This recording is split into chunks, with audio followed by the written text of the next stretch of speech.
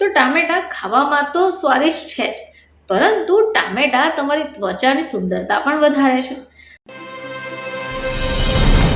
નમસ્કાર દર્શક મિત્રો, ખબર છે .com પરથી હું દ્રષ્ટિ આપ સૌનું સ્વાગત કરું છું. દર્શક મિત્રો, આપણે જાણીએ છીએ કે સ્વાસ્થ્ય જો સારું રાખવું હોય તો આપણે દરેક પ્રકારના ફળો, શાકભાજી, ડ્રાયફ્રૂટ્સનું સેવન કરવું જોઈએ.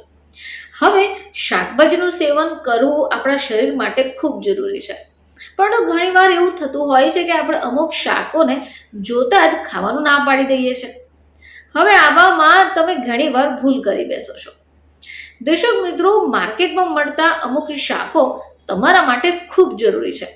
જો આજે તમે આ જાણી લીધું તો ચોક્કસપણે તેને ખાવાનું શરૂ કરી દેશો. તો એ જાણવું પડશે કે એવું કયું શાક છે કે જે આપણા માટે ખૂબ જરૂરી છે. તો દર્શક મિત્રો, ટામેટા એક એવું શાકભાજી છે કે જે લગભગ દરેક ઘરોમાં દરરોજ જ વપરાશમાં આવતું હોય છે. ઘણીવાર અમુક લોકો એવા હોય છે જેને ટામેટા પસંદ નથી હોતા, પરંતુ જો ટામેટાના યોગ્ય ઉપયોગ અથવા ટામેટાના યોગ્ય ફાયદા તમે જાણી લીધા તો ચોક્કસપણે એને ખાધા વગર રહેશો નહીં. તો ટામેટા તમારા ચહેરા માટે પણ ખૂબ જરૂરી છે. હવે આવું શા માટે? આ એક શાકથી ચહેરો પ્રાકૃતિક રીતે સુંદર રહે છે. ટામેટાનું સેવન કરવાથી આપણા શરીરમાં ફાયદા તો થાય જ છે. ઘણીવાર લોકો પોતાના ત્વચાની માવજત માટે પણ ટામેટાનો ઉપયોગ કરે છે.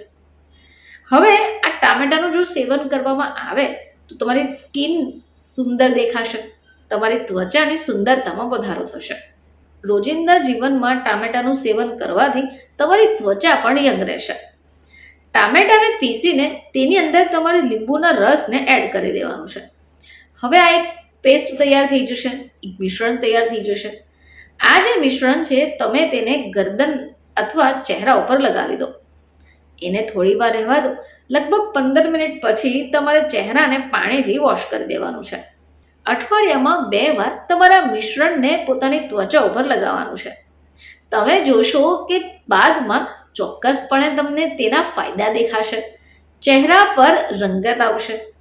ટામેટાની પેસ્ટથી તમારી સ્કિનમાં નિખાર આવે છે. તો ટામેટા ખાવામાં તો સ્વાદિષ્ટ છે જ, પરંતુ ટામેટા તમારી ત્વચાની સુંદરતા પણ વધારે છે.